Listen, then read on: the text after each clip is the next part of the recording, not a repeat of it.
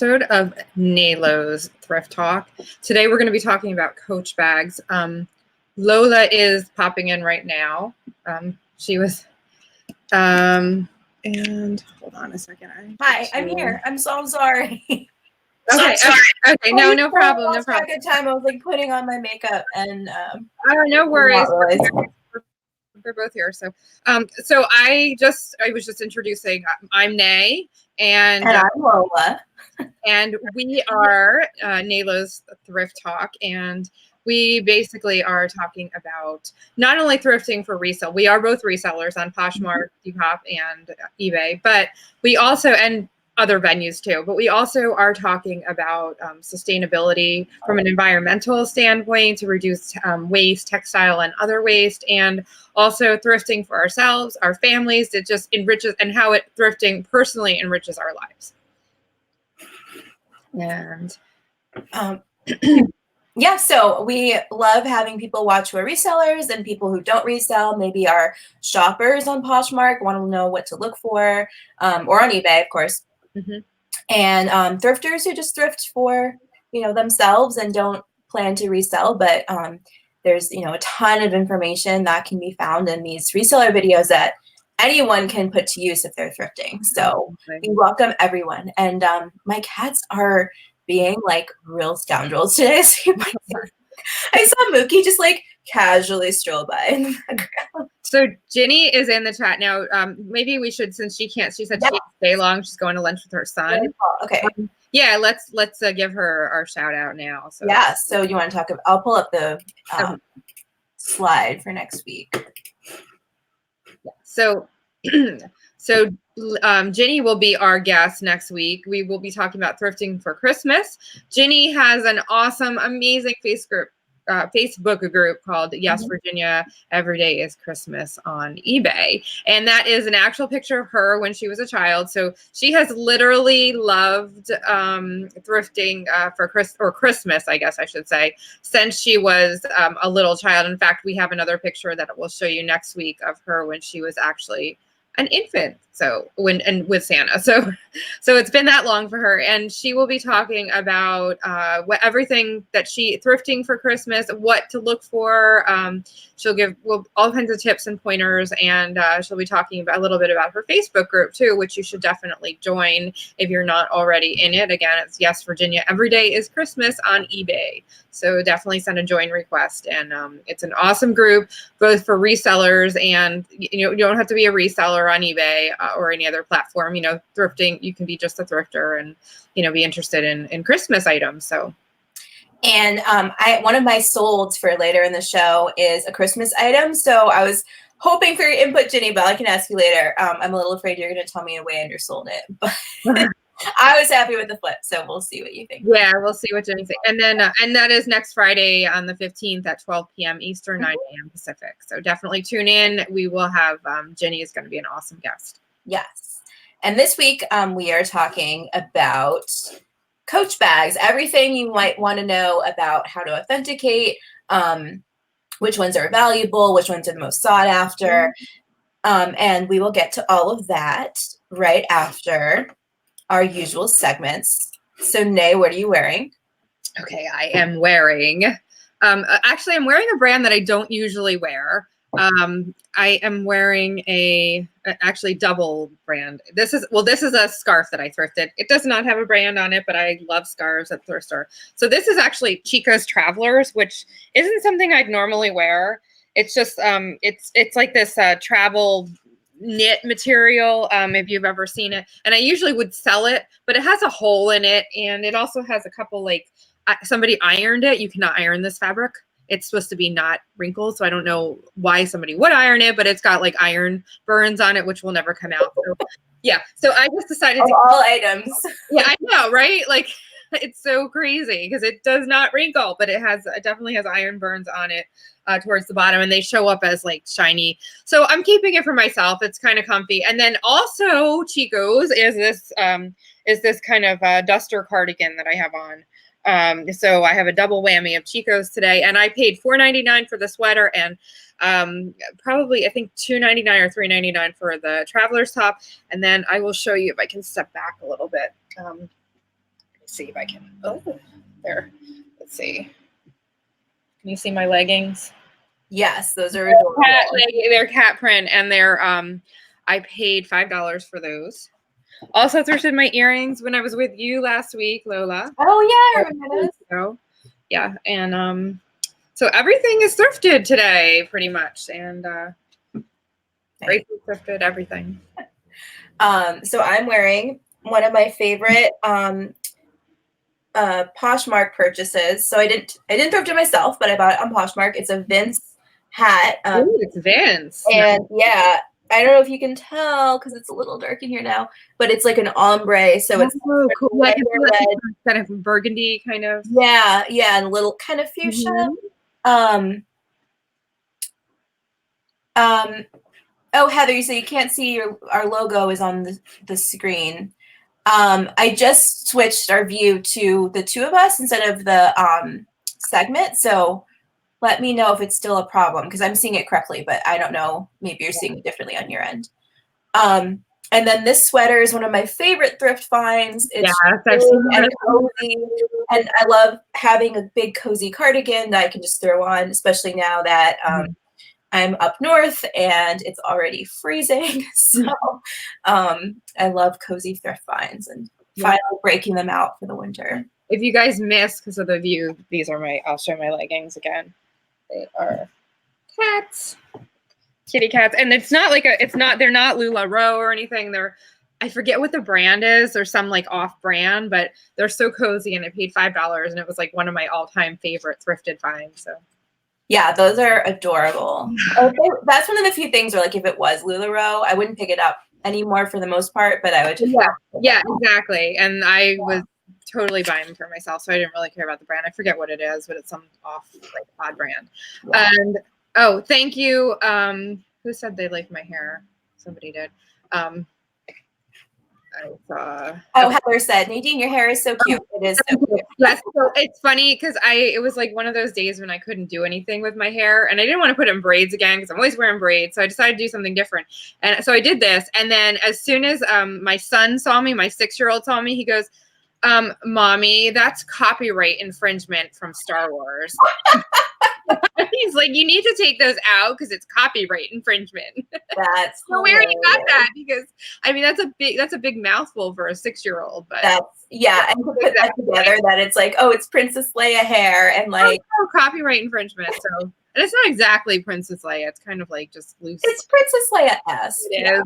Yeah, so he's right. But I think you put a spin on it enough that you don't have to worry about Disney coming after you. I hope not. You know, Disney. I'm sorry. I'm not trying to do a copyright infringement there. So okay, so thrifted home decor. Where are you at? I have. I'll switch us back so you can switch it back so everybody can see. Yeah. I have this mug that it's the brand is oh gosh, it's a local artist and Lenny Lenny. Oh my gosh, I can't. Lonnie or Lenny, it's our name is Mud. So that's, if you can remember that, our name is Mud. I can't read. I was kind of afraid you're gonna spill your coffee. Yeah, that's what I didn't want to do. So anyway, so it says organized people are just too lazy to look for things, which is totally my motto and also I am the mistress of the messy desk. Exactly. So that is completely my motto. Like I'm not an organized person and I kind of like it that way. So I'm never going to change. And then I'm organized to the point where I absolutely need to be. I guess I'll say that. And then this is a wooden sculpture. Now it's a carving, a wooden carving. It is. It says made, handcrafted in Ghana on the bottom. So it's like one of those tourist items, and you can probably now they sell them like in Marshalls and whatnot. Mm-hmm. So I've only paid a couple dollars for this. I think I paid like $2, but I kind of just liked it. So it's part of my home decor. So you can see so that's that. So my thrifted decor is right behind me. Her name is Matilda. She's a dress form from like the late 1800s. And I bought her on eBay. Definitely the first big eBay purchase I ever made. but it was back in 2008. And I remember because I was working at Starbucks and I saved up all my tips to buy her.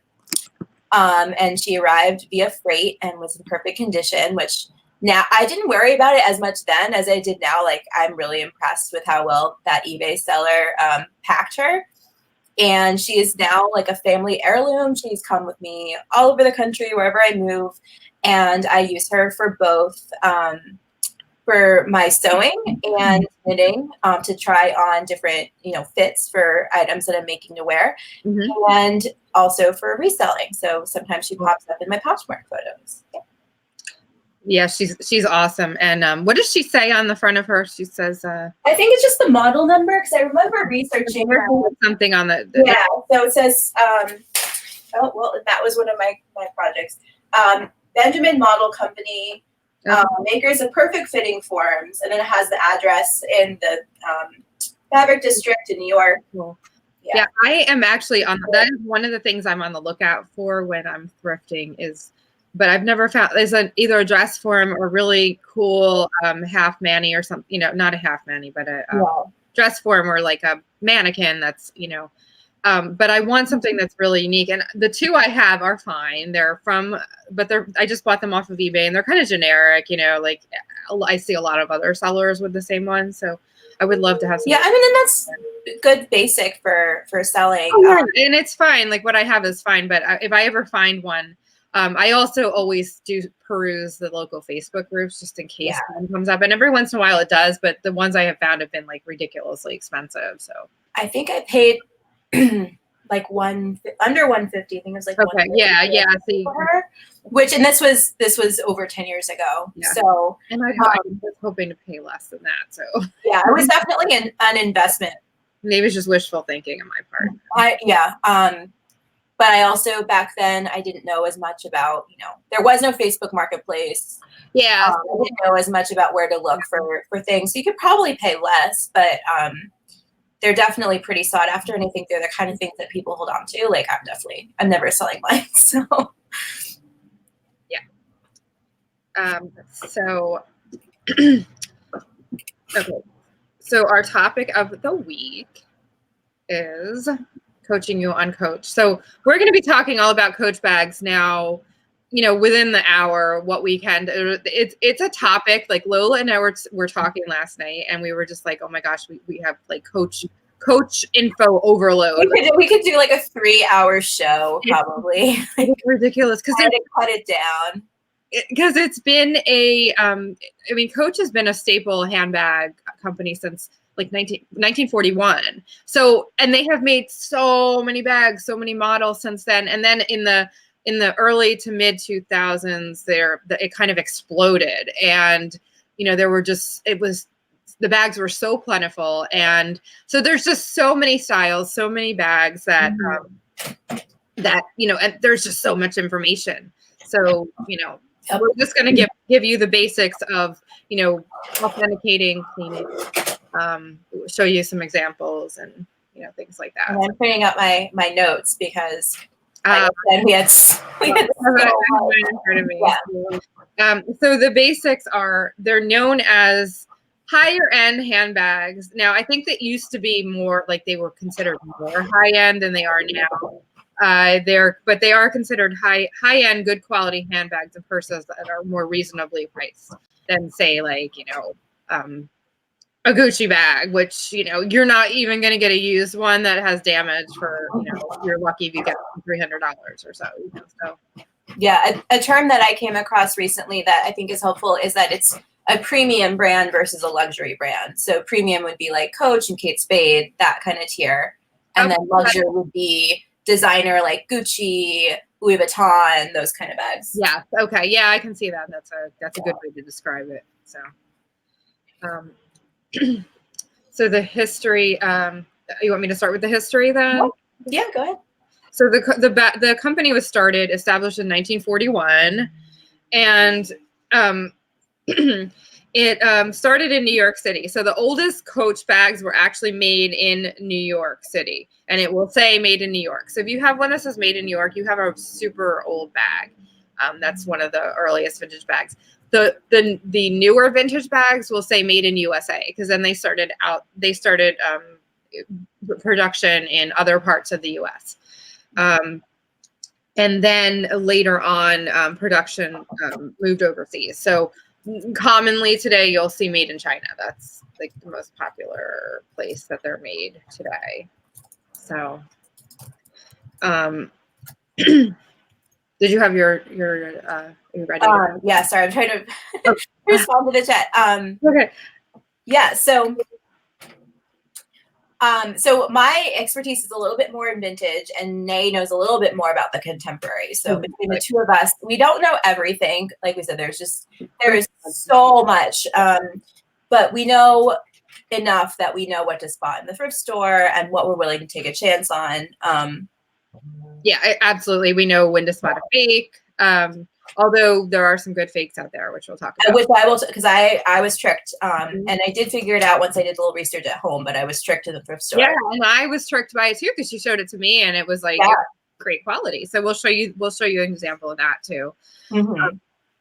So the creed is really the best place to start for authenticating and figuring out the age and style. So you want to talk about the creed a little bit, Lola, because you are well versed in the creed. Yeah, so the creed is like a secret code a little bit.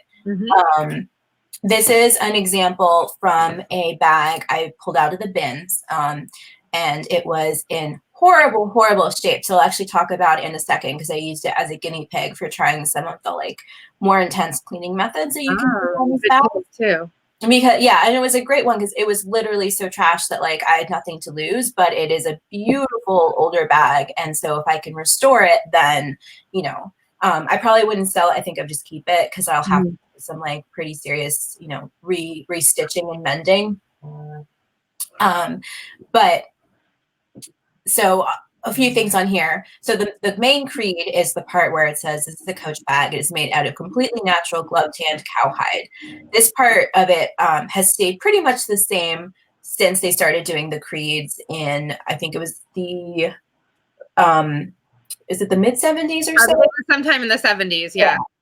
Not sure the exact date, but it was in the 70s. Right, yeah. So two things that you can tell here are a little bit older is that it does say Coach leatherware at the top. And in all contemporary bags, if you have a Coach bag, you probably notice it just says Coach. So the leatherware is a little bit older. And then where it says made in the United States, for a while, the location was printed at the bottom of the creed. So first, that's where it said made in New York, and then it said made in the United States. And then the United States moved to the middle of the text of the creed. And then eventually it changed to overseas. And mostly China. And mostly China. Most of the bags that you find nowadays are China. And then the number at the bottom here is the serial number, which can tell you a lot. So the first part of it is usually it's the date it was made and the location, the factory. I'm not 100% sure about this older one. I do think the 0986 is September 86. And then the last date is actually part of the creed on the older bags, correct? Sorry, say that again. From what I read, so that the creed was actually, the date was actually part of the creed on the older bags. Oh, maybe. I don't think I've seen any examples of that, but that's what I was when I was researching. I did see that. Okay, yeah. So then the last part of the serial number is not on this bag, because this is only on the more contemporary bags, but it becomes the style number. So you can see that here. So these are slightly newer creeds. So the K4C here is, the K is the month. The months are lettered A, B, C, D, through the end of the alphabet, skipping I. And then the 4 is, here it's 1994. Yeah, I have that bag here, but we're going to do the examples a little bit later, right? So yeah, do you want to go in? We can come back to the creed, like deep dive into the creed. No. Okay. Go ahead. I didn't mean to interrupt. I was just saying, like, I have that particular bag on the left. We'll show it. So that's what this bag looks like. It's an older bag. So. So the C is the factory letter. Right. And then here, the 9988 is the style number. And unfortunately, this one, because of the light, sometimes it's really hard to get a good photo of. And this bag is really hard. That particular bag is hard to get into. So, but this one reads J1J. So again, J is the month, 1 is the year. So here it's 2001, and then J is the factory, and then the style is 3094. And I'm sorry. I don't mean to. That's a bag that I actually sold. Yeah, so we'll go back into your sold. We'll be showing that one later, but that is as a side note, that's a bag that I actually sold, and there was a reason that it sold for more than other bags in the same style sold. Yes. So the style number is super easy to Google. As soon as you pop it into Google, ideally, if it's real, you will find other bags of the same style and lots of comps. So the creed is basically your key to knowing whether a Coach bag is A, authentic, and B, if it's worth selling. Yes. And Mookie's here. Oh, Mookie, my boy. Hi, it's Auntie Nay. Yes, I'm Mookie's aunt. Yes. Oh, and Heather says she's at her next sale. Thanks for watching. And there will be a replay. So come back and you can rewatch this and revisit any of this information. Yeah, thanks for tuning in, Heather. Okay. We want to talk about some of the contemporary bags and holy grails, because these blew my mind. Oh yeah, so I didn't know that much about the collabs until so Coach, like other companies, has done collaborations, and the newer bags especially, have I don't know when they started doing the collabs. I do know I will say something about it back in the history that there was a I forget her name. It was Bonnie Cashin. I'm sorry. She worked for a Coach from 1961 to 1974. So before that, the bags are pretty, I don't want to say boring, but they were contemporary. They were just kind of not contemporary. They were not they're more classic, I think. Exactly. Right? Thank you for So okay, so before then they were more classic, like kind of plain colors. So after that, she kind of started with the innovative, brighter colors and designs. So so before that they were neutral, black, brown, or plainer. So that was in 1970. So after 1974, you started seeing more of that, but not until I would say the early 2000s did you really start to see the bags become really colorful and really stray from the classic, I think. Would you agree? Mm-hmm. Yeah. I would say though that a lot of the 80s and 90s vintage bags that are really sought after are more of the minimalist, solid color, brown, oxblood, black. So there's definitely those definitely still exist, and they're very classic and sought after. Yes, absolutely. So there are some holy grails. Now there was a Coach teamed up with NASA and made a bag, and that bag sells in the thousands every day. So that's the bag on the right. I don't know, there was a best offer taken, but they had it up for $1,150, and it sold somewhere in that neighborhood. And so that's the bag on the right. The bag in the middle is I can't read it. I forget what the collab is, but it's Bonnie. Limited edition, Bonnie Silver Metallic. Okay. So that might just be the limited edition on that person. I think that's the style. Actual collab, yeah. So that's not an actual, but that style for some reason is very sought out, and that sells in the 700s. And then the other bag on the left is that Kate Fassett, who I had no idea he did a collab. With Coach, because he's a very well-known knitwear designer, and does a lot of collaborations with Rowan yarns and some incredible knitting pattern. So I was like, he's everywhere, but he's known for incredibly intricate color designs and all of the unexpected color combinations. So it makes sense that he would do. So thanks for that added info there. So, because I did not know all of that. Yeah, so that's who K Facet is. If you ever see his name on almost anything, usually it's more of a collector's item. Like those collabs are always pretty good. Great. So Disney does collabs with Coach now.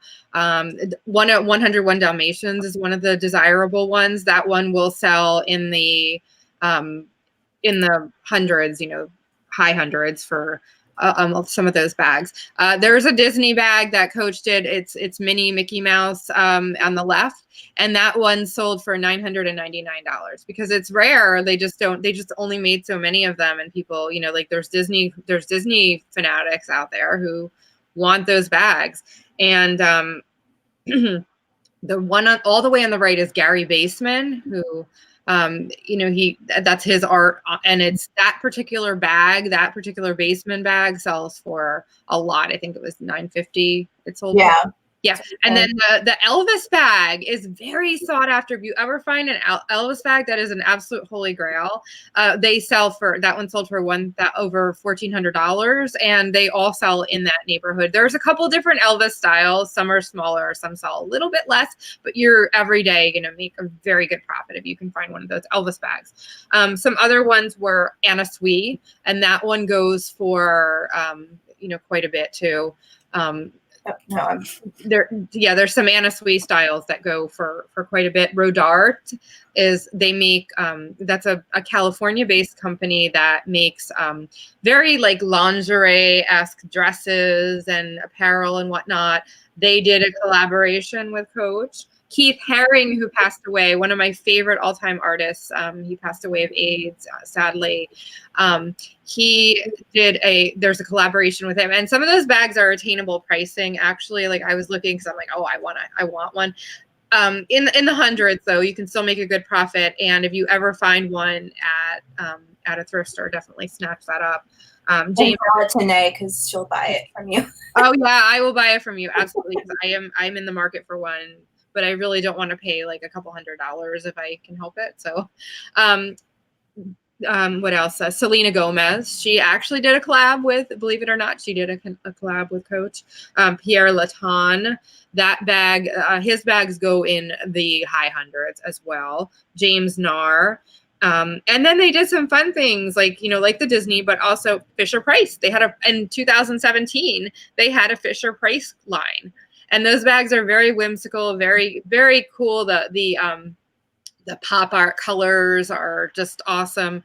And so those bags are also selling very well. So if you ever find some of those unusual ones, and then also, so that's it for the collabs. But as far there's others too. I did not hit on every single collaboration because there are a lot, and so the best thing to do to find out what to look for is to research in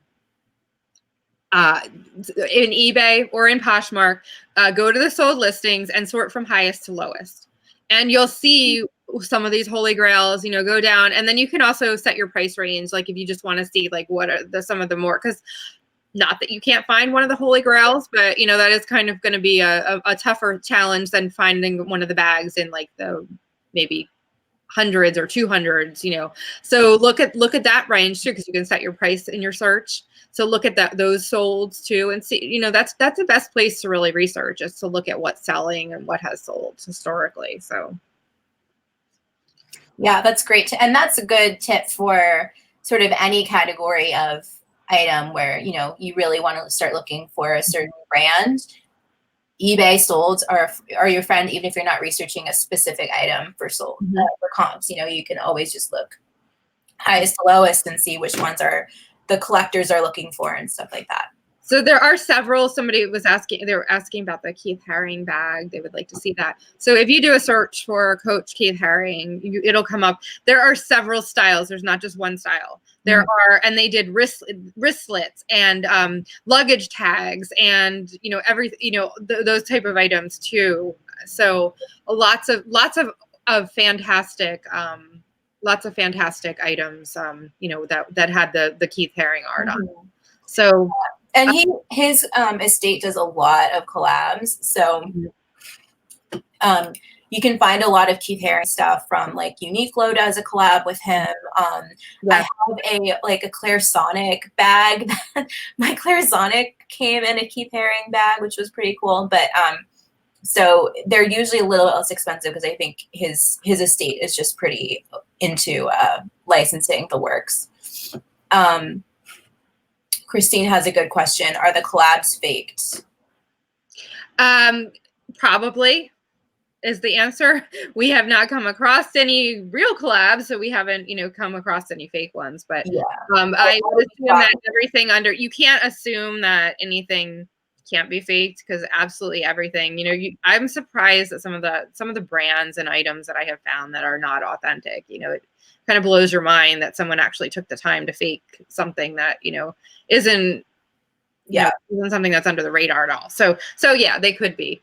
So always, you know, do your research. And then Christine also said for some reason she associates Sex in the City with the bags. I think it's because of the time that was the height of Coach culture. A little hobo bag with the Coach logo on it. I definitely had one of those in like 2003 when Sex. And that was like the time where the obnoxious logo bag. I don't want to say obnoxious, but it was like, you know, in your face, like this is a Coach bag. You know, it wasn't subtle. It was, you know, the Jacquard logos all over it, and everybody knew that was a Coach bag. So So if you want to go back to my solds, I'll explain what I sold. So the one on the left is that bag that we showed you the creed of. Now that is, and actually Lola had found the style name, which I should have put in there. I forget what it's. I forget now. I'll Google it again, but it didn't hurt your sale price. Demi pouch, I think it was called. It's a demi pouch. So yeah, but I sold it for $48 on Poshmark, and the reason that, or did I sell it on eBay? It was on eBay. It was on eBay. Yeah, I had cross posted, but so it was a really tiny bag. I knew it was authentic. It was from a friend of mine actually gave it to me to sell. She had some Coach bags in her closet, and they were sitting there for years collecting dust. And she's like, "Hey, I know you sell, just sell them, and you know, keep the profits." And I was like, "Thank you." You know, that was really sweet of her to do. But so this bag was from 2001, so it was an older bag, and the reason is, and they made this bag in black, in brown, I think in navy blue maybe, but black and brown were the common ones. Lots of solds on those. They were having either not selling or selling like for really ridiculously low prices, you know, like $15 or so. The reason this one sold for $48 is because of the color. The reds are not common. In fact, when I was doing my research, I could not find another red that was listed. So I knew that it was not one that was common. So somebody was searching for this bag in this style, and they wanted the red, and they were willing to pay. So that's why it sold small bag for $48. And if you look, I want to point out something else on that bag. One way to to talk about to find out if a bag is authentic or not. The Jacquard logo bags, like with the C's on them, you will always see two C's together, horizontally and vertically. So if you just see one C, or it's not horizontal and vertical like that, like it's kind of, you know, then you know that it's not authentic. So, in the middle one, that was just a wristlet. Now, for some reason, I have been doing great selling Coach wristlets. And so this is a newer wristlet. I'd say that one was a few years old. And it's that op art, that kind of like pop op art, they call it, with the Coach, you know, the circles. So that one sold for $30, and that was a best offer, and I was happy. It was just a tiny wristlet. And then the one on the right sold for, what did I sell that one for? 25, I think. 25, yeah. So that one sold on Posh as well. And that was also a newer style. Now that was even smaller than it was a wristlet, but it was so tiny that you can't even fit a cell phone into that. It was really small. So, you know, so that's another example, like maybe somebody was just like, you could carry like some cosmetics in it or something, but. Yeah, that's actually a really good thing to point out. The few times I've sold Coach wristlets, a common question I get on Poshmark is, will this fit my iPhone? Yeah, that's a good one. You know, people don't necessarily know what, 4 inches by 6 inches means, which we do probably because, we're packing and shipping all the time. And we know a regular iPhone. Actually, I shouldn't say that because I have the 8 Plus, which is, oh yeah, I also have the big case on it. So I shouldn't say that. I think, regular on different type of phone would probably fit that. But yeah, but you can always, easily just like, if you don't know off the top of your head or don't have one, Google the size of the iPhone 10 or whatever, and then you can compare it to, the size of the wristlet you have in hand and say, yes, it does fit, and just include that in the description. Because I think a lot of buyers, that's the number one thing that they care about. So I should also talk about what I paid for these. On the one on the left, I told you I got for free because a friend of mine was purging her closet and gave it to me. The middle one, so that was a great, $48. I sold it for. The middle one that I sold for $30. I paid $4.99 with 20% off at my Goodwill, and then the same thing with the one on the right. It was $4.99 with, and then I got the 20% discount. So really, I didn't put a lot into them, and the especially on Poshmark, I'm finding the newer styles on Poshmark and the wristlets are going like hotcakes. So whenever I find the wristlets, I will pick them up, if they're in good condition. So yeah, I bet that's like college girls who buy those, because I know in college I loved them because they would just like go to the party. All I wanted was yep, I remember parties, and you just wanted your, just enough for your keys and your phone, and exactly. And when, at least now in college, like you don't even need keys because your ID just gets you. That's true. So you just need your ID, just your ID, your maybe a lipstick and your phone. Yeah. And a credit card. A credit card, yes. So that fits all that. So yeah. But the wristlets are very popular. So definitely if you see those, and good tip too. These I did not find in the purse section. They were in with the cosmetic bags. So dig through those cosmetic bags for sure. That is a section where you will find some great things. I found a Poochie bag one time in there, which was like my all-time holy grail from the cosmetic bag section. So you will find wristlets and purses and things that are not cosmetic bags in with those. So definitely dig through that section. And the nice thing about that too is they always will mark up Coach bags when they're in the bag section. Usually, most of them will, and in the cosmetics, they'll still mark them at like $1. So. Yep. Well, these were, I think they did mark these $4.99, but still, it's like that's still like a really good, So totally.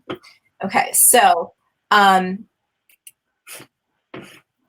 how do you know if a Coach bag is fake? So these are the Coach bags that tricked both of us in the thrift store. Yeah. And actually one, until I started, double checking my research for the show, I was like, I kind of think that it's fake, but so far it looks real, everything I can check out. And then I finally figured out how to confirm it is fake. So these were fake, really? Both of these are fake. Yeah. I'm shocked that they're both. Yeah. And so one is more obvious than the other. And that made me suspect the second one as well, just because I found them together. They're almost the same design, just different colors. They have slightly different designs. One is a zipper, and then the other one has a little magnetic snap. Everything about them from the outside looked great, and the store thought so too. They were behind the counter, so I'd asked to look at them. They were like, I forget, $10 or $12. So and I looked at them too. I mean, I gave a glance over, and I did not. At the time, I was maybe also carrying my Coach bag, so we both have Coach bags that we carry just like as our everyday purses, and the leather feels great. The stitching looks good. The hardware looks a little low end, but sometimes, you don't know exactly on the older bags. Sometimes the wear, just like the patina, isn't as attractive and it kind of looks dull. But I will say the hardware on the older bags is usually heavy. Yeah. Weight on those. So this snap actually feels pretty good and heavy, and it looks okay. Yeah. So the zipper on this one did give me pause. But it also could be that like the pull tag had been replaced and repaired. Is it a zipper? What? Is it a YKK? It is not a YKK zipper, but it looks like it might have been missing something on the pull tab. Oh, I see. It's got, okay. So that wasn't necessarily a giveaway, but yes, that is one thing to look for, the Coach bags. Use the YKK zippers. But YKK is also the most common zipper company or manufacturer. So you can, so that doesn't mean a faker would also use a YKK zipper. Yeah. Okay, so the best way that I could figure out that these were not real is from the creed. Now, on this black one, the first thing that tipped me off a little bit about this one is that the stamping of the leather just doesn't look right. That is one thing. It looks a little too, like the stamp was too thin. The text, the font looks off, and it's not kerned well, so it's just like really. Yeah. The other thing is it's not like see the space on the top between the top line and then the bottom. It's not. Yes. Yeah. It's not. It's really not centered, and it looks like the bottom, like the box on the bottom, like that. The number is too close to the box, like it's. Right. Yeah, overall the spacing is just off. Exactly. Yeah, that's Summarize it. Yeah. But Nay's designer eyes looking. Wow, I'm like looking in on designer, so I'm noticing every little imperfection there. Yeah, and then the coach on the top looks like it didn't even get stamped all the way. Right. That isn't always a tip off because that does happen sometimes on the real bags. They're just manufacturing them really fast, and so not every single one's going to be perfect, and it's not a luxury brand. So that might be more of a tip off than like a Gucci bag. It could also just be wear, that the leather's worn down over time. Yeah. But this is definitely, over that combined with everything else that Nay was just. Exactly. Yeah. The confirmation on this one is that the serial number here is a fantasy number. So what fantasy number means. Right. So anytime you see the two letters together, and not like on the right where it's the letter, that is fake. The NT prefix specifically is a very common one to find on fake bags. So if you ever see that NT, it is wrong. Okay. The 4143. You're saying if there's ever two letters together. Correct? Yeah. Okay. Good. Okay. Good to know. 2-letter prefix instead of the 3-digit, letter. So everybody take note of that. Yes. Yeah. The 4143 is a correct. There is a Coach bag that is that model number. It is not this at all. So that's another giveaway. If you find a model number, and look at what it is. Don't just say, "Oh, that's so." Yeah, so you can Google it. I mean, it's pretty easy to do on the spot. So if you're ever in a store and you just want to confirm, you can Google those last 4 digits. And I love Google Images for this. Just go straight to Google Images. You will see pictures of listings of the bag that is that. Or you'll find nothing, which might mean that it doesn't exist at all. Right. If you see that it matches, cautiously, proceed with caution. If it doesn't match, put it back. It's wrong. Right. So, that brings me to the next one. Which is a better fake. Which is a slightly better fake. Yeah. So here, again, like the Creed, it looks a little, here, the opposite. It's like too thick. Yeah. So one out. It looks, yeah. Yeah, it's a little bit like Goldilocks in the 3 Coach Creeds. So that was my first guess. And actually, when I first looked at these, I kept forgetting which one was real and which one I thought was real and which one I knew was fake. Right. Which should have tipped me off that probably both of them were fake. So this one was the one that I still thought was real, but every time I looked at the Creed, I was like, I just don't think that's right. And I was right. The reason why I paused on this one a little bit longer is because the serial number is mostly correct. So if you Google 9027, that is this. It's like the mini ergo hobo bag. That is the correct style number. I also want to say the last 4 numbers there, see the 9027, if you have just 3 numbers there, it is a fake. It should always have 4 numbers. There are a few exceptions to every Coach rule. but they're very few and far in between. So, you know, unless you have a specific, sometimes the collabs or a really special bag that might deviate from the norm, 99% of the time, the rules are correct.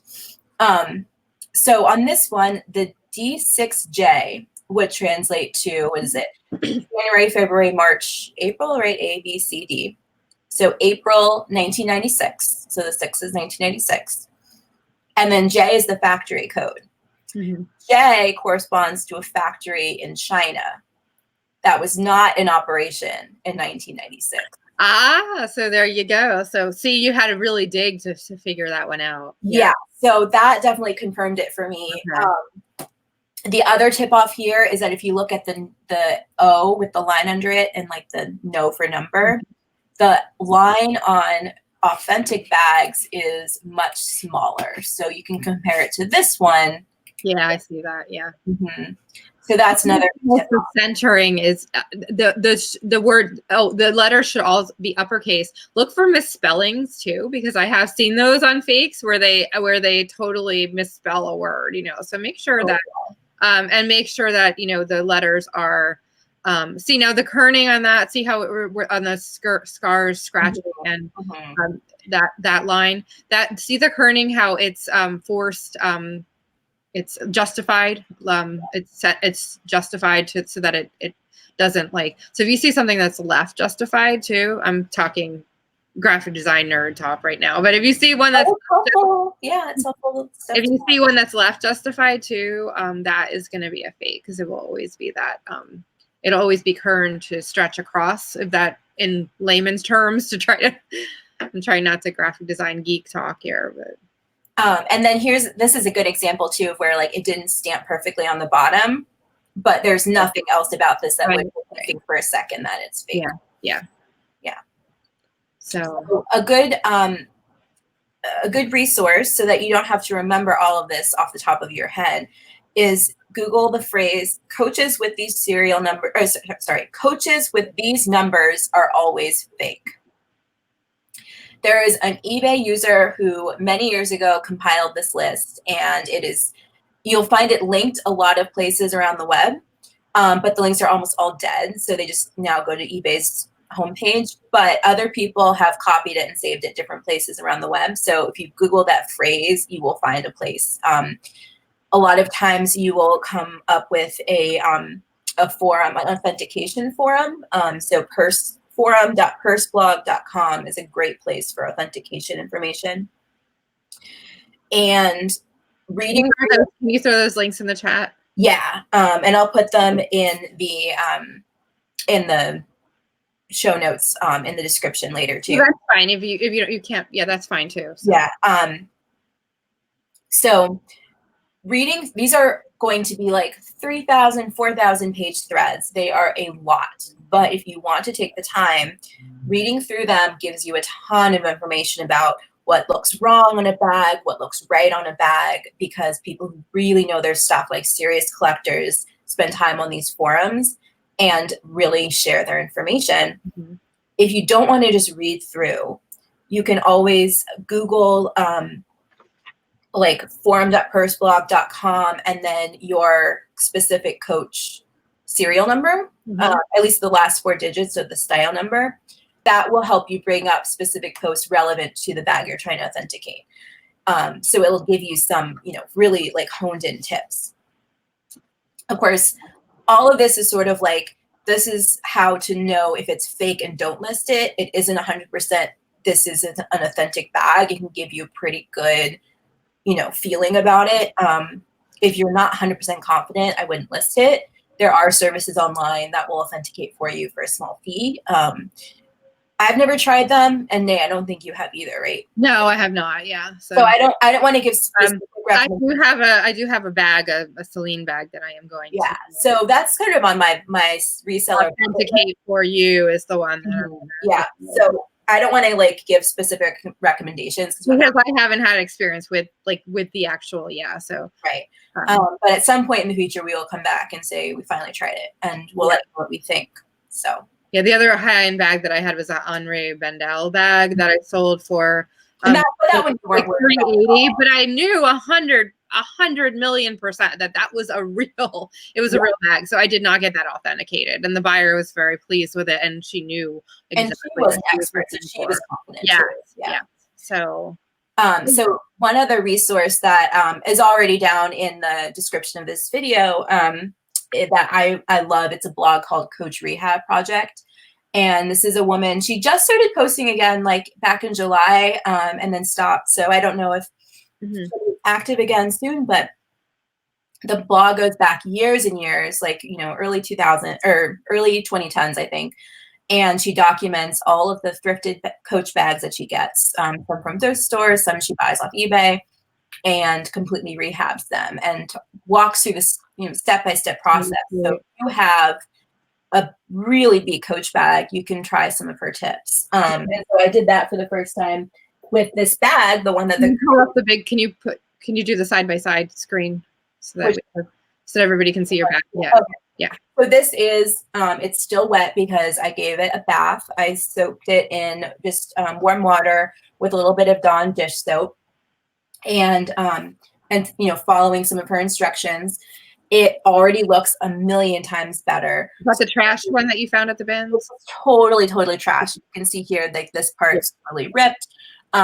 So I do want to try and sew this, you know, do some like visible mending here, turn it into like an art piece, but save this bag. And from reading through her blog, as well as some of the threads on the forum, people who are really, really dedicated Coach fans are happy to try this themselves at home. So if you do find a bag like this, I don't know about, you know, this I think might be a deal breaker, but if it was just completely trashed and the leather's scratched and dirty, just close it and you can still make something off of it, because especially like if you find it at the bins. Yeah. Yeah, so this is heavy. I mean, it probably paid at least $1 or $2 for it. I could probably sell it, you know, for $20, $30 to someone who's still thinking, oh, this is a great find, I'm going to take this home and rehab it myself, and everybody's happy. So I did want to say two things about the authentication too. The stitching is one other thing. It should not overlap.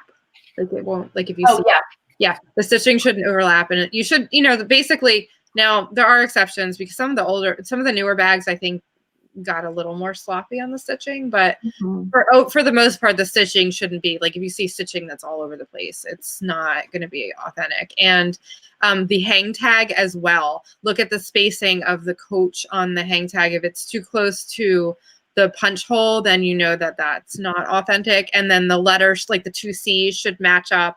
The letters should be spaced evenly, that kind of thing. So the hang tag is another one. Yeah, that was the other thing on these. So this one just looks completely wrong. You can barely see it because it's barely live too, but it also just looks wrong. Okay, yeah. So that's this one looks better, but again, it just looks like a little too too blocky, too thick. Yeah, see, I have you might not be able to see it so well, but this one is an authentic one. Yeah, so I'm gonna put them side by side. Yeah, it's hard to see. Oh, yeah. So. See where the letters are kind of too blocky. There isn't as much close to the punch hole there. See? Yeah, it's really more spaced out. Yeah, so you can. So. Yeah.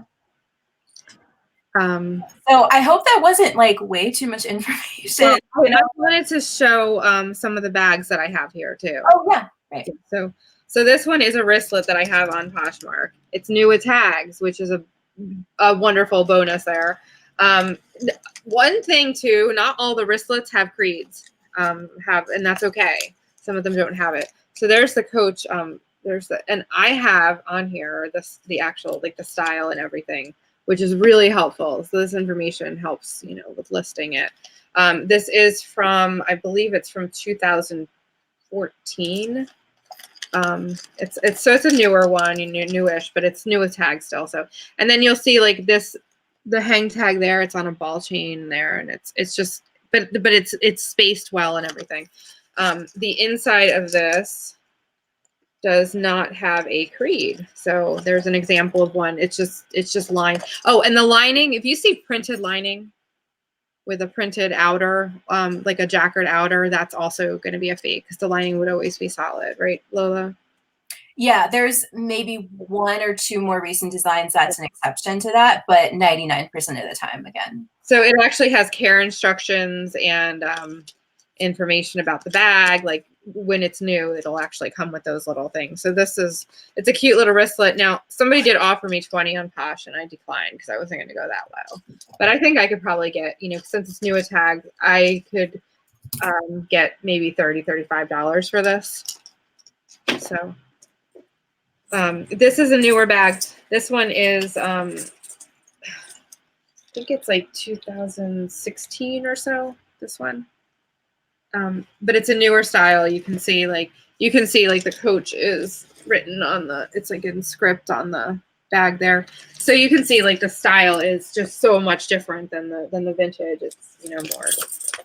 And then this one is lined in a nice purple color, a nice dark purple color. So some of the linings are, really contrasting colors too. But you can just tell the quality of the bag is good. This is a vintage one from 1994, and it's a saddle bag. I love this one. I love it.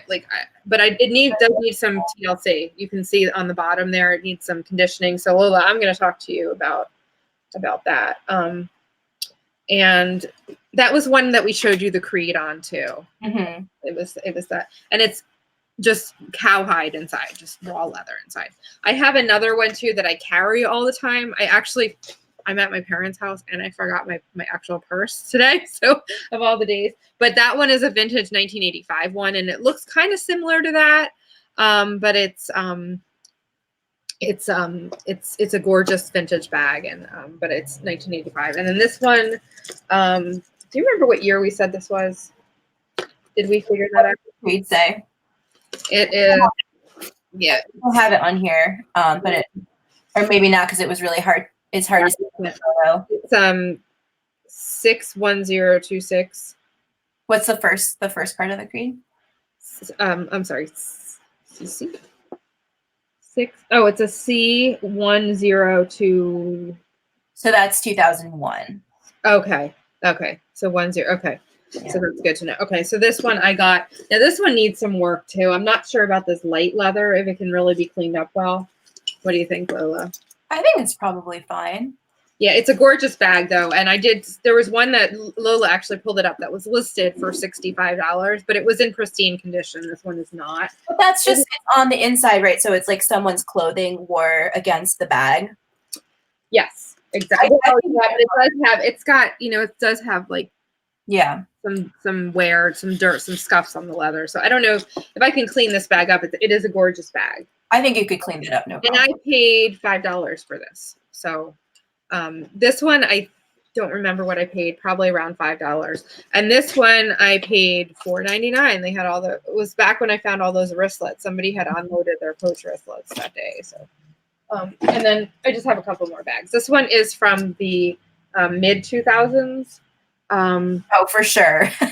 So this is an example. This kind of style is very popular. And it does have the jacquard logos. Mm-hmm. You can see it kind of in the light. So, this is.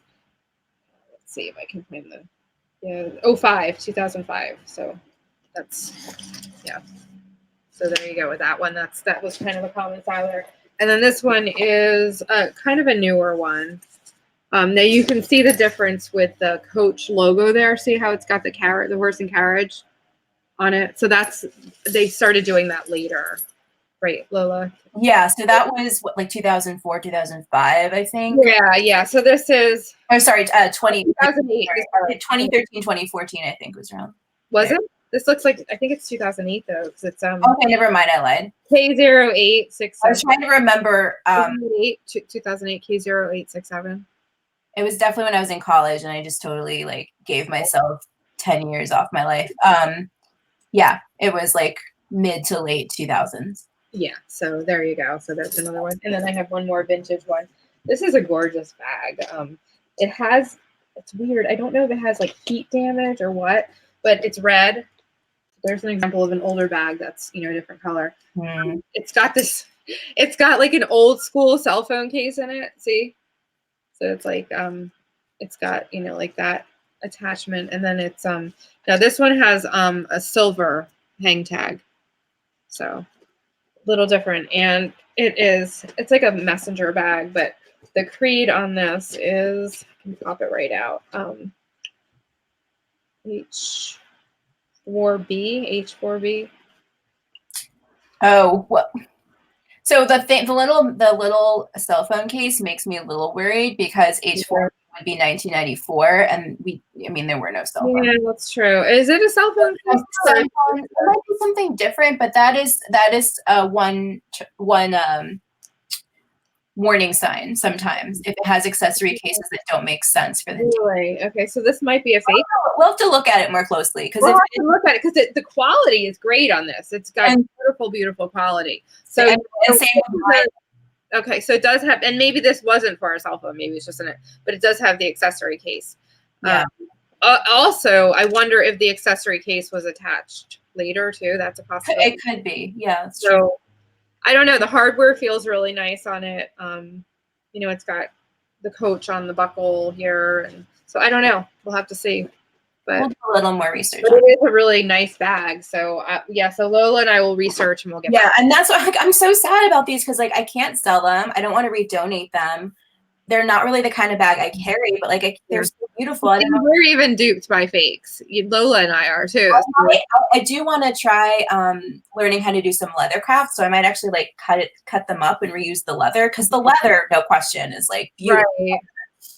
Right. So, okay. So that's all. That's all the bags I have. I just wanted to show some examples of some of the bags that I had. So.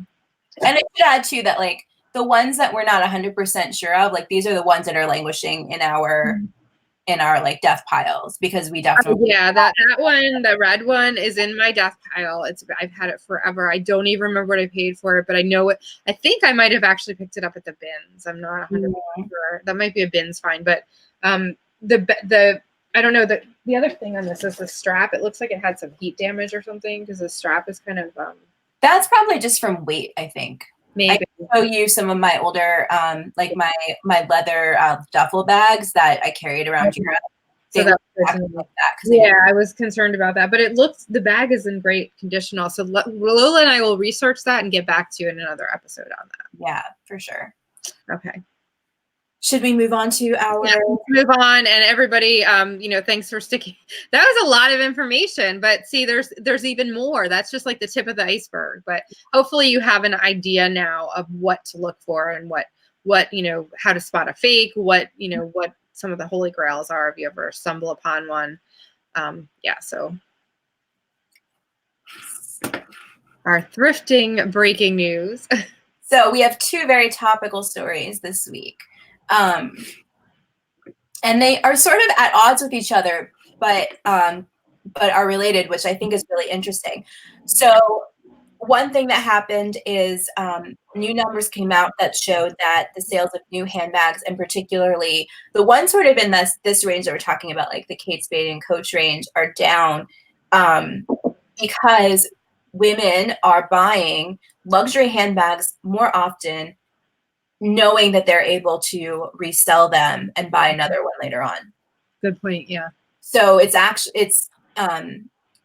I think people are now more confident to invest in like the circular economy and are more confident that their bags will hold their value. Yeah. So it's easier for people who are able to spend, you know, $1,200, $1,600 in a bag because this is their ticket into then like they'll send it to the Real and then get credit for it and then buy another one when they're ready for another one, as opposed to owning, you know, 20 new Coach bags that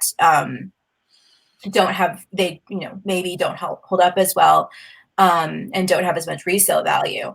I mean, that said, that does not mean that people are not still buying Coach bags, and particularly the ones that we've talked about here that are and the older vintage ones for sure. But it's those like, you know, the TJ Maxx, you know, bargain ones, like people are no longer putting their money towards that and stocking their closet with tons of bags because there's more of an interest in sustainability and minimalism and thrifting and buying from you know, buying from ThredUp, Real, you know, places like that too. And so it's interesting to see Poshmark. that. I mean, definitely see those kind of decisions like within, you know, conversations on like Poshmark Facebook groups and stuff, and people saying how it's totally changed the way they shop. And then so now to see that in the actual numbers and the shift in the way people are spending their money in real, you know, economic terms is super interesting. Yeah. And then on the flip side of that, Yeah. so a little while ago, people started coming up with examples of things that they had bought on the Real that they thought were not authentic. And recently, the Real did say that like there are some things that can slip through their process and they do their best, but sometimes there are things that don't, you Right. know, that Well, they have copywriters authenticating some of like the lower tier items, and the high end items they have, you know, they have people that really, you know, the certified authenticators are authenticating those. But I think part of the problem is their staffing. Then, you know, they need to get more. They have such an influx of inventory coming in, and so they need to get more certified, you know, people that can, you know, authenticate these bags. So right. And I mean, it's part of the business model is such a quantity dependent business model. They have to be listing and selling in these huge amounts. And so, I mean, just from our own experiences selling as like individual sellers, it is exhausting to spend 8 hours a day listing. oh my God, yeah. You're doing it for yourself. I can't imagine someone hired as a copywriter and then is suddenly told, here, you know, one of the examples in this article is like, oh, copywriter was given an Hermes scarf and was like, here, authenticate this. Like, Yeah. I would be super nervous authenticating an Hermes. Yeah, I mean, they don't have the experience, so they need to be giving that job to the people that have the experience, you know, not. Well, and I think the problem is like there just aren't that many people who have that Yeah, depth. it's hard to get. Yeah. And then you get worn out. I'm sure they get worn out easily, and they leave the job because that's a lot to have. Yeah. Like I was saying, you know, I don't know this for sure. It's just, you know, something I was noticing when I was job hunting, that I would see the real listing job postings like every day and just like tons of them. And that made me really think like, you know, because at first I thought, oh, that would be a really cool job. I'd love to do that. I probably have the skills for it, you know, but the number of job postings listed made me think they must have really high turnover. People must burn out so fast. And when you need someone with specialized skills and you're doing such high volume and people are burning out, like how do you make sure that every single person has the skills they need? So yeah, so things do slip through the cracks. They've acknowledged that, but for the most part, you know, things are authentic. And like we said, I mean, we're not, you know, authenticators or anything, but you know, we get duped by, you know, some of the coaches and stuff. You know, we ourselves, you know, like it's hard to, it's really hard to, you know, to identify some of those fakes if you're not really well versed in every single little intricate detail of the item. Yeah, and I mean, but all of that said, like I, you know, have sent stuff to the Real before. I've been really impressed with the customer service and the process. Definitely the payouts have gone down a little bit, but for the amount of work you do, it's really, you know, it's still a good return. I did once send an item that was like a pretty obvious fake to them to see what would happen. And they did. They not only did they send it back to me, which is weird because you're not supposed to send. By law, you're supposed to destroy it. Yeah. But. Yeah. But they sent me an email saying these were the specific things we saw about it that seemed wrong to us. So you tested them. Interesting. Yeah. Just because I was so curious. And I mean, that one was really obvious. I would almost be curious to send in my like fake Coach bags, but I don't think vintage Coach. So I wonder now, my question is, I wonder if they're going to get a little more picky for, you know, things that you send in, if they're going to have like some new requirements or some, you know, hoops that you have to jump through now because of this. Yeah. It'll be interesting. And Jersey Jane earlier in the show made a comment that the stock soared more than 70%. So yes, that did happen. It is way up. It did dip a little bit after this story broke, but not as much as it had gone up recently. So it is still doing really well. It's exciting to see more buyers shopping from these sites because, you know, the more people who are open to buying secondhand, it trickles down to people buying not, you know, luxury goods on Poshmark as well. So, or eBay, you know? Yep. So it's all good for us too. But I think it is helpful to, you know, keep tabs on what's happening even on platforms. Yeah. And I think also I want to say the Forbes article was very slanted towards, like, it was almost like accusatory, like they're doing it on purpose, they're purposely. But I have to say that I don't believe that the Real would do that on purpose. They have a, you know, they have a business, they want to, that would look bad for them if they purposely. So I think it was, you know, just things slipped through the crack. It was error on their part. No one's perfect. No, and especially a large company that has so much volume. So yeah, so the article was a little slanted, I felt like, you know, but I don't think, you know, it was accidental. Things happen. So yeah, I totally agree. I think there'll be more quality control now, hopefully. Yeah, it'll be interesting to see where this goes and what kind of innovations they might come up with. Is there going to be some sort of algorithm, like machine learning way to authenticate something, you know, by taking photos of it and putting those through, you know, a computer program, stuff like that. So a few things from the chat that I just wanted to bring up real quick before we close. Christine has to run, so bye, Christine. Thank you so much for tuning in if you're still there. Now, Brenda has a question about cleaning the interior of a Coach purse. Mm-hmm. Yeah, so my first thought would be that you could probably spot treat it by pulling out the interior fabric and you know, either using like a bleach pen, depending on the what kind of lining it is. You know, do a very, very small spot test first. Leather, or if it's an older vintage one, then that's a whole different ball game. Right. But like one like this, you can pretty much pull the lining out. Yes, exactly. You can maybe do a little bit of just a gentle soap and a toothbrush and spot treat it that way. You could also just not worry about it too much and just close it, because I think a lot of women know that they're going to be carrying a bag with makeup and pens and stuff in it. And if you're buying used, it's almost a relief to know someone else kind of, you know, stained it first, and you don't have to worry about it. Depends on how bad it is, I think.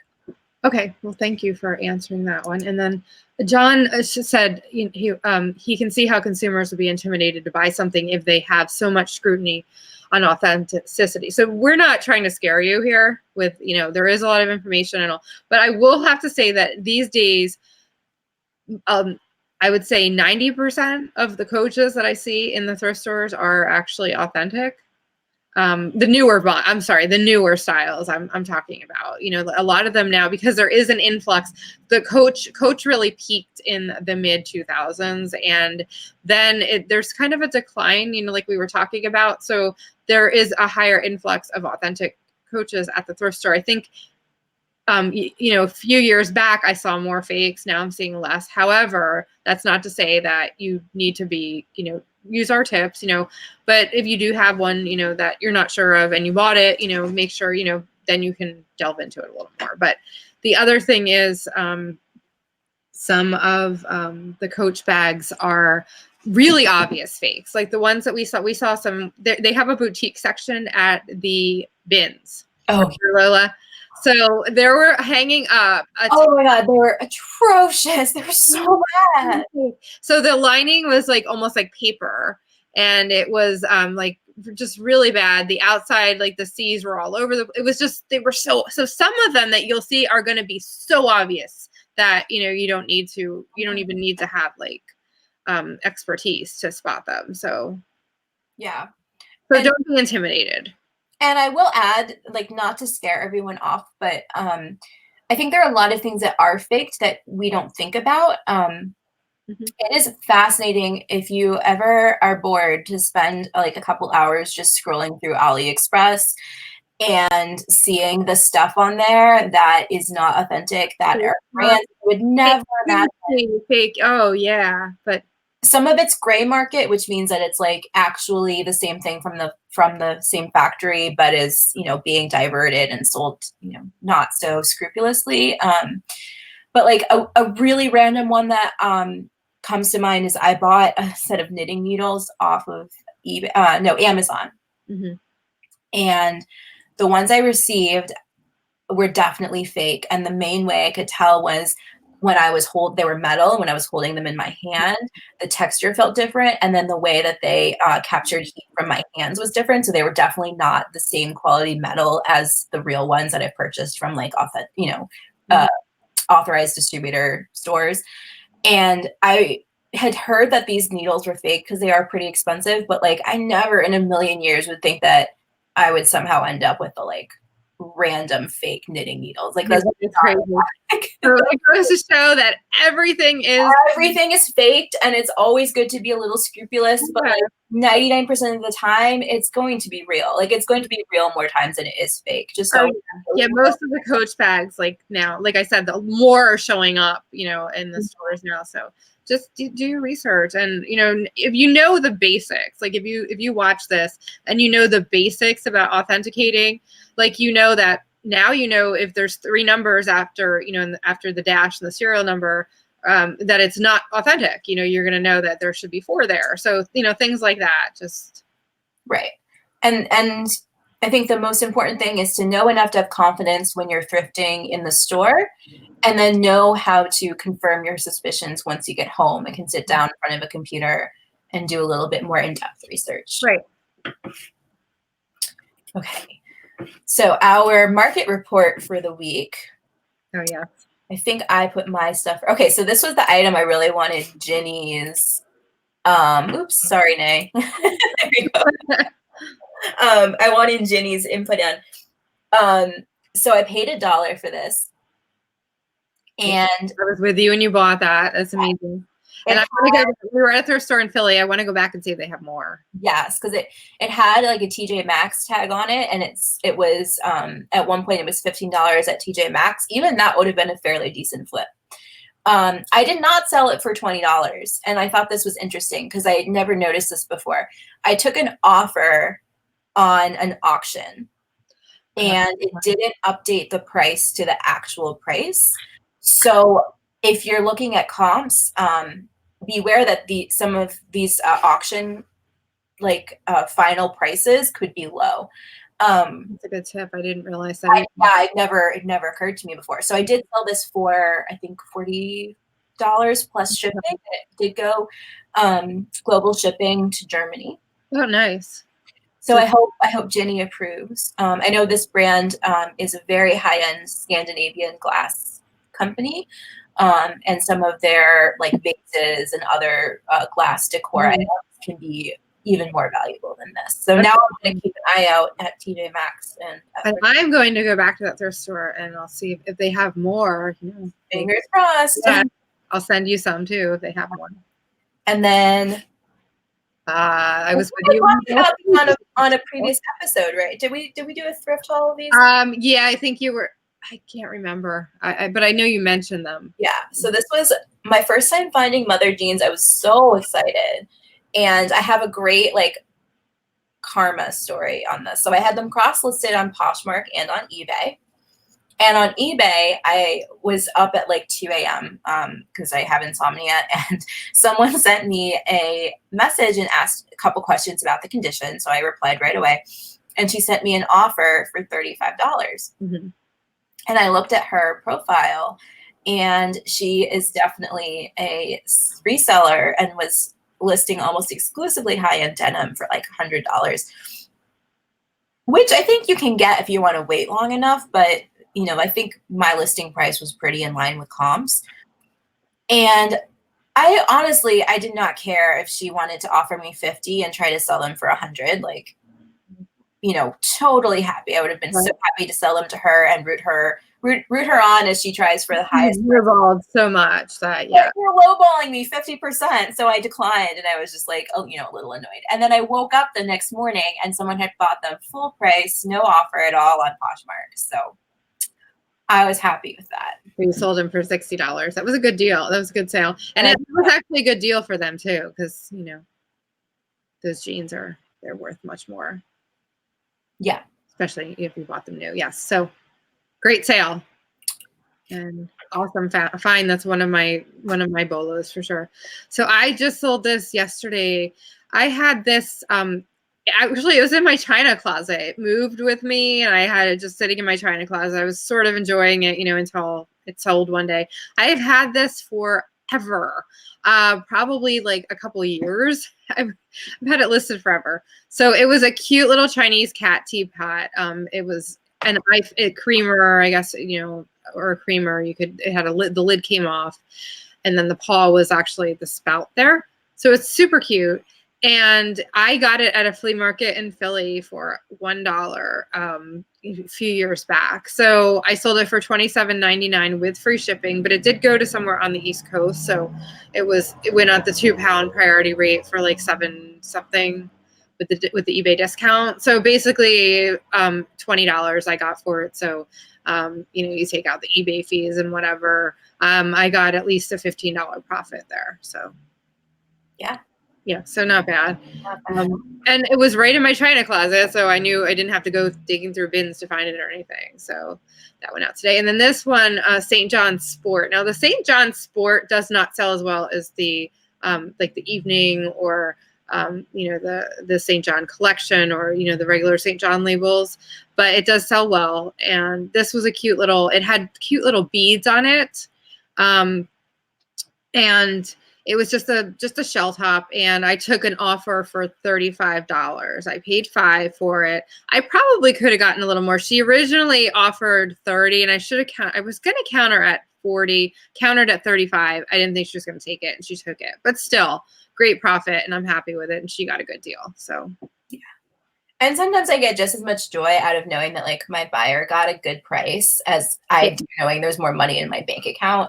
Yeah. So I checked out her profile, not to like scoop, not to be like a stalker or anything, but I checked out her profile on Poshmark, and she was a nice older woman so I think she bought it for herself, and St. John wearer kind of person. Yeah, she was a really pretty older woman, and yeah, so she looked like the St. John wearer type. That's wonderful.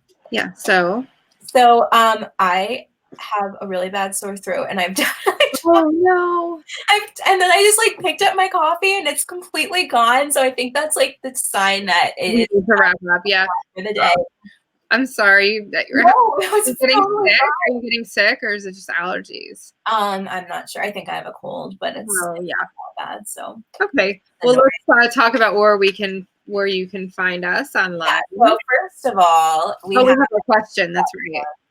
And we would love to know, what is your best Coach thrift find, or the worst fake you have ever found? Which I really would love to know, like your absolutely absurd, yeah, that would be really ridiculous fake stories, because those are kind of fun. So post it in the YouTube comments, or if you have a picture to show us, you can tag us on Instagram, either of our which we'll show you in a minute. So you can tag us on Instagram or let us know in the YouTube comments. Yeah, for sure.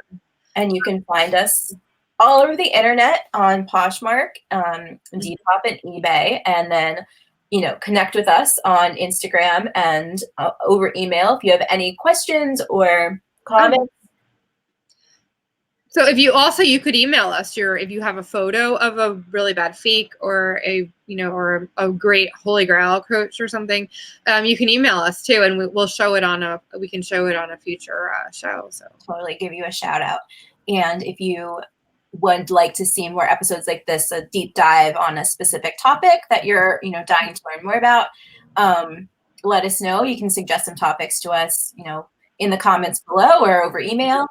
And please like this video, share it with your friends, subscribe if you're not subscribed already, and we will see you next week for a special Christmas themed episode with our friend Ginny. So yes, so we're looking forward to that next Friday at 12 noon Eastern time, 9 a.m. Pacific time. So, and also if you want to be a guest, email us that too, because we are looking for some guests on different, if you're an expert in a certain topic, or if there's if you know someone that you think should be a guest, or if you have an interesting thrifting story. Oh yeah, It doesn't have to be, you know, specific. No, it doesn't have to be a topic, anything. You don't even have to be a reseller. Anybody, you know, anybody that loves thrifting like us. Yeah, if you want to share your story, we'd love to help you share it. Thanks everyone for watching. Thank you so much, and thumbs up, and definitely subscribe if you're watching this after. And thank you. See you next week. Have a great week. Bye-bye. Bye.